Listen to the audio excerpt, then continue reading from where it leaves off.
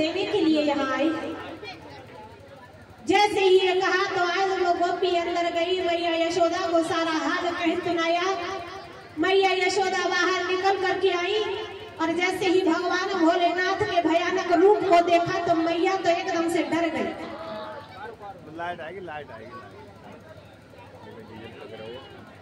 और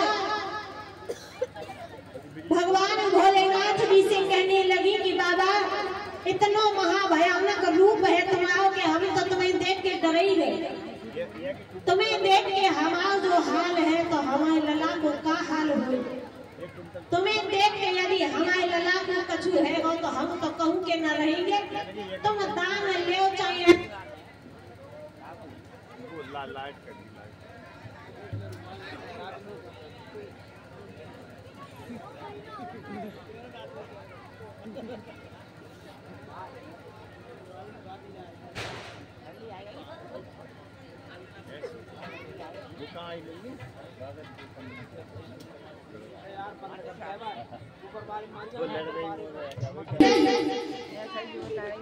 गोपी ने कहा कि मैया हमें तो ऐसे लग रहा है जैसे वो बाबा हो तो ना भाई बाबा ने लला के ऊपर कोई जादू तो ना कर दो। मैया यशोदा ने कहा तो फिर हमारा मुंह क्या देख रही है, जाओ और बाबा को लेवाई के लाओ। उसी समय वो गोपी दौड़ करके गई और भगवान भोलेनाथ जी को बुला करके लाई। आज हरि और हरि का मिलन हो गया और प्रभु शांत हो गए। इस प्रकार से भगवान भोलेनाथ ने भगवान श्याम सुंदर के दर्शन किए। बोलिए वृंदावन में हरिलाल की। श्री सुखदेव जी समझा करके कहने लगे कि हे राजन परीक्षित, धीरे धीरे प्रभु जब बड़े होने लगे तो सबसे पहले प्रभु ने माटी को खाना प्रारंभ कर दिया। तो एक गोपी ने प्रभु को माटी खाते हुए देख लिया। तो आज वो गोपी प्रेम बस मैया यशोदा जी से शिकायत करने के लिए आई। तो मैया ने कहा कि हे गोपी, काय को हमारे लला के ऊपर झूठो दोष लगा रही है। हमारा लला और माटी कभी नहीं खाए। गोपी ने कहा कि मैया यदि तुम्हें हमारे ऊपर विश्वास न हो तो कन्हैया को मुंह खुलवा के देख लो। मैया यशोदा ने कहा कि कन्हैया मुंह खोल के तो दिखा दिए। उसी समय जैसे ही प्रभु ने अपना मुंह खोला तो अपने मुंह में प्रभु ने सारा संसार दिखा दिया। जैसे ही मैया यशोदा ने उनके मुंह में सारा संसार देखा तो विचार करने लगी कि हमारे लला के मुंह में सारा संसार कैसे घुस गया, और कहा कि कन्हैया अपना मुंह बंद कर ले, मुंह मत खोलिए। इधर प्रभु ने विचार किया कि यदि माँ समझ गई कि मैं ही पार ब्रह्म परमात्मा हूँ तो माँ फिर हमें पुत्र जैसा प्रेम नहीं बल्कि भगवान का प्रेम करेंगे, और भगवान के प्रेम में वो आनंद नहीं जो पुत्र के प्रेम में आनंद है। आप सभी ने देखा होगा कि जब माताएं बहनें सोमवार के सोमवार भगवान जी पे दूध चढ़ाने जाए तो एक लोटा में 1 चम्मच दूध और पूरे लाख को नाथ लिया। जैसे ही कालिया नाग को नाथ लिया तो कालिया नाग समझ गया कि ऐसा लग रहा है जैसे प्रभु ने अवतार ले लिया है। उसी समय प्रभु ने कहा कि हे कालिया नाग, अब तुम्हारे वापस रमणीक द्वीप जाने का समय आ गया है और अब तुम्हारे फलों पर हमारे पद चिन्ह है और गरुड़ जी आपसे कुछ भी नहीं कहेंगे। उसी समय प्रभु कमल के पुष्प और दामा की गेंद को लेकर के किस प्रकार से ऊपर आए।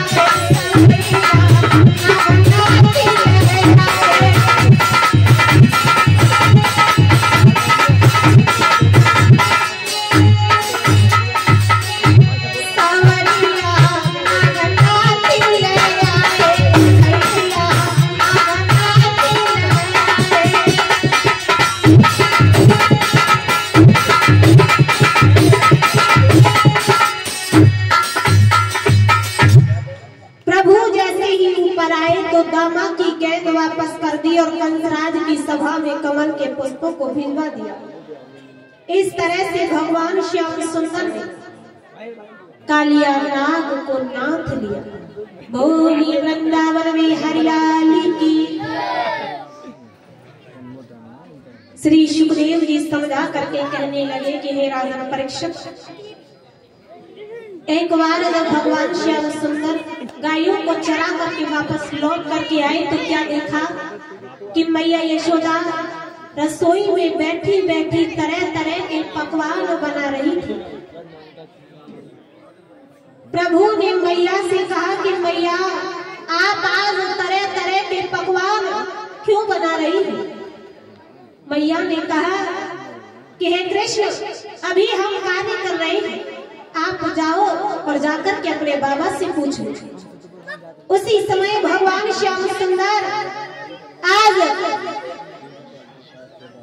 नंद बाबा के पास में आए और कहा कि बाबा हमें ये बताइए कि आज हम मैया तरह तरह के पकवान क्यों बना रही हैं? तो नंद बाबा कहने लगे कि बेटा आपको शायद ये बात मालूम न हो कि आज कार्तिक कृष्ण चतुर्दशी का दिन है और आज के दिन इंद्रदेव का पूजन किया जाता है। तब इंद्रदेव मेघों को आज्ञा देकर के जल बरसाते हैं और तब अपने खेतों में अनाज होता है। जैसे ही ये बात आज भगवान श्याम सुंदर ने सुनी तो समझा करके आज प्रभु क्या बोले,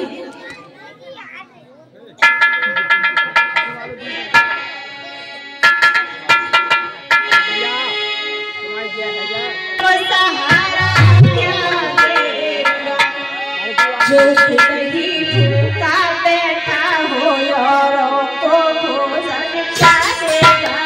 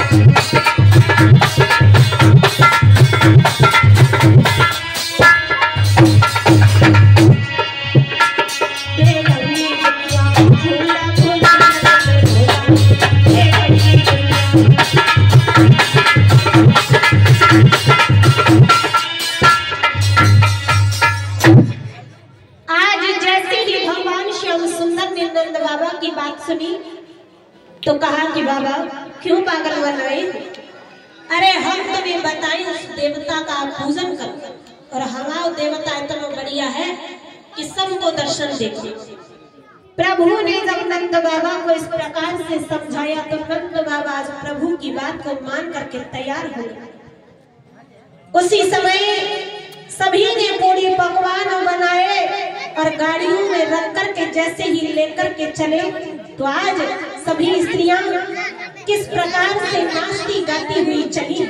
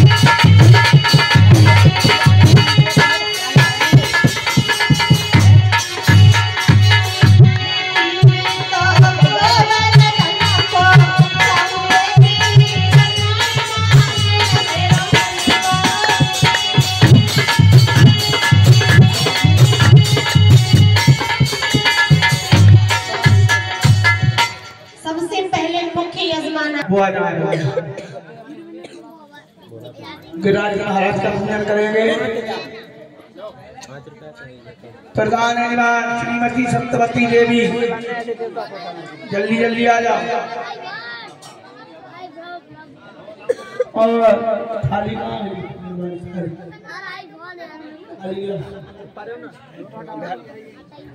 मैया यशोदा गिरवर को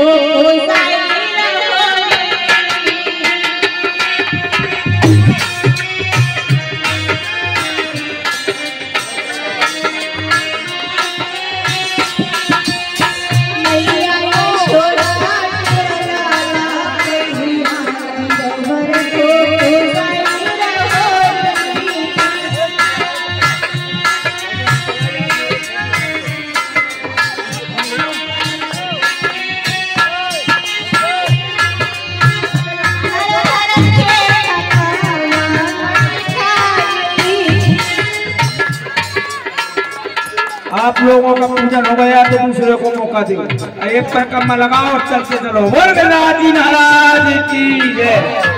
चलो भैया, जो भी माताएं बहनें पूजन करना चाहती हैं वो आ सकती हैं।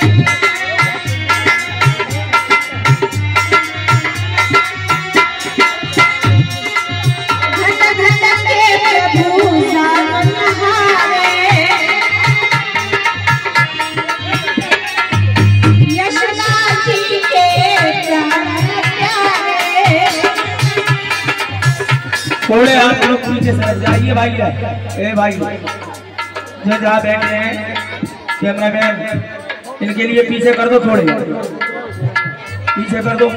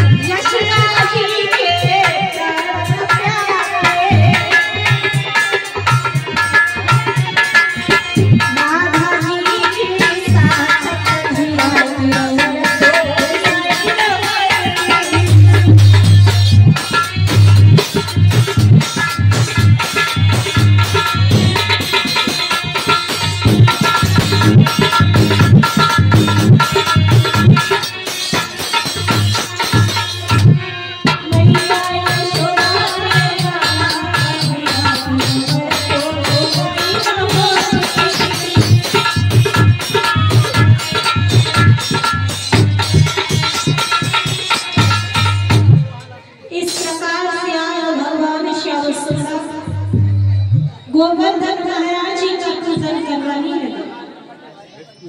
गाड़ी आ रही है, गाड़ी देख रही है। जो भी भक्तजन गोवर्धन महाराज का पूजन करने के लिए रह गए हो वो जल्दी से जल्दी आते जाएं।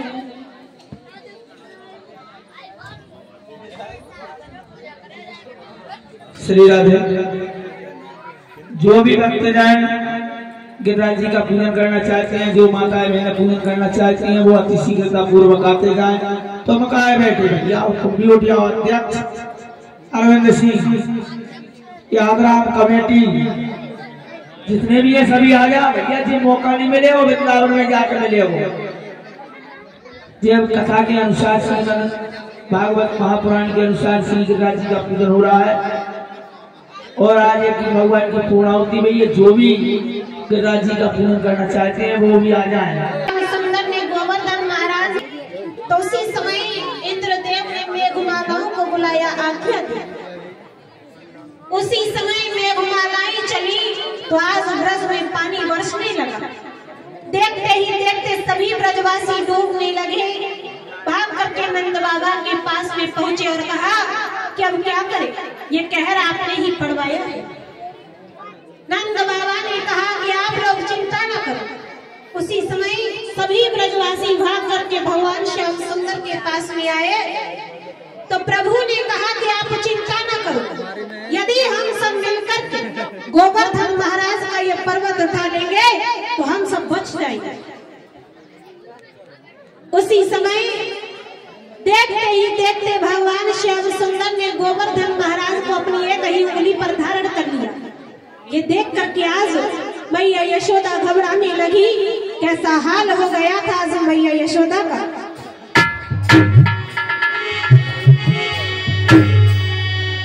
गिरना पड़े रे गोपाल, गिरवर गिरना पड़े।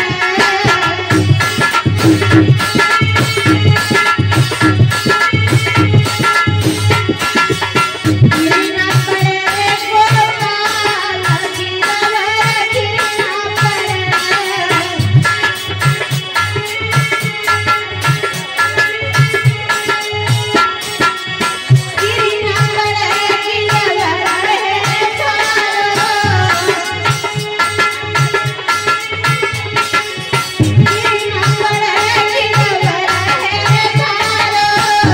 अरे ताली कोई बजा जाओ, ताली बजा जाओ, कुछ न बजा रहे तो ताली बजा जाओ दोनों हाथों से।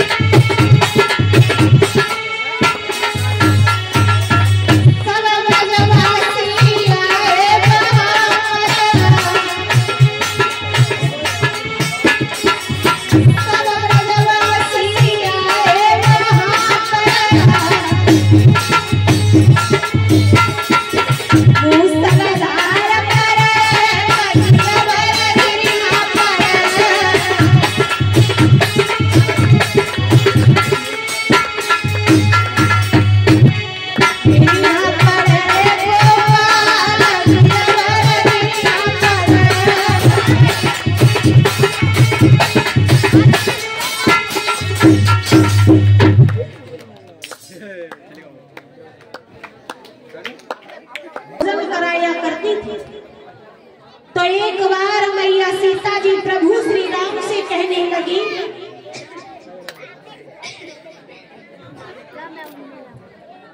कि हे स्वामी जी, अभी तक ऐसा कोई भी ब्राह्मण नहीं आया जिन्होंने भर पेट भोजन किया। जैसे ही प्रभु श्री राम ने ये बात सुनी, उसी समय प्रभु श्री राम ने सीता जी से कहा कि आप चिंता न करो, एक न एक दिन ऐसे ब्राह्मण जरूर आएगा। और उन्होंने चुपचाप से अगस्त ऋषि जी को निमंत्रण कर दिया। अगस्त ऋषि जी भोजन करने के लिए आ गए। इधर प्रभु श्री राम जी ने अगस्त ऋषि जी से इशारा कर दिया कि जब तक हम इशारा ना करते तब तक चाहे कितने ही दिन क्यों ना गुजर जाए, आप भोजन करना बंद मत कर दे। इधर खाने वालों ने खाना प्रारंभ कर दिया और परोसने वालों ने परोसना प्रारंभ कर दिया। मैया सीता जी परोस करके और रसोई तक ना पहुंच पाए तब तक सारे बर्तन ऐसे खाली है जाए जैसे बाबी का चूहा तो ही ना। परोसते परोसते 18वां दिन आ पहुंचा।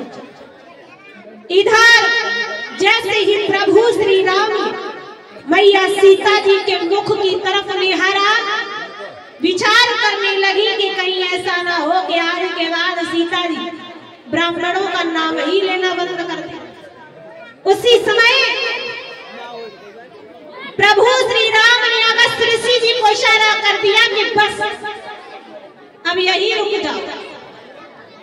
उसी समय जैसे ही मैया सीता जी भोजन को लेकर के पहुंची तो अगस्त ऋषि जी ने कहा कि बस मैया सीता जी तो कान नहीं लगाए हती, उनने ना कही कि एक पूरी और ले लो। विचार करने लगी कि अब तो 18 दिन में बंद हुए हैं और यदि अगर फिर से चालू है गए तो पता ना कितने महीनों में बंद हो। उन्होंने कहा कि तो फिर जल ले आए।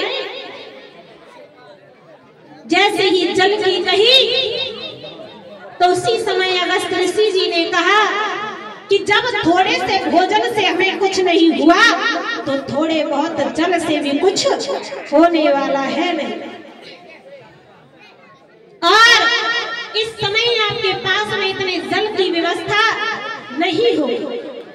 प्रभु श्री राम जी ने कहा कि आप बिल्कुल सत्य कह रहे हो, इस समय आप भोजन ही रहने दो। जब हम द्वापर युग में कृष्ण अवतार में आएंगे और जब इंद्रदेव कोप करके जल बरसाएंगे तो उस जल का पान आप ही कर लेंगे। तो यही कारण था कि त्रेता युग में भोजन किया और द्वापर युग में जलपान किया। इधर जब इंद्रदेव को ये बात मालूम पड़ी तो विचार करने लगे कि ऐसा लग रहा है जैसे प्रभु ने अवतार ले लिया है। उसी समय इंद्रदेव ने प्रभु से क्षमा याचना की। इस प्रकार से भगवान श्याम सुंदर ने गोवर्धन महाराज का पूजन करवाया। बोलिए वृंदावन में हरिलाल की, सतगुरुदेव भगवान की।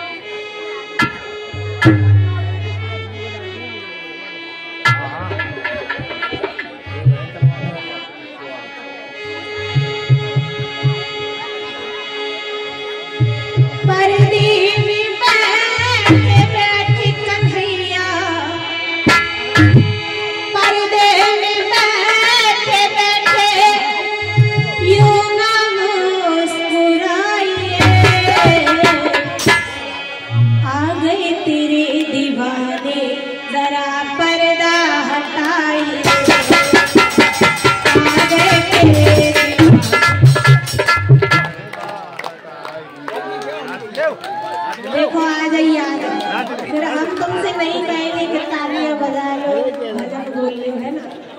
आ जाइए, आ जाए, फिर तो गाजियाबाद है, फिर पता नहीं आज के बिछड़े कब मिले, है ना। तो सभी भक्तजन प्रेम के साथ में बोलेंगे।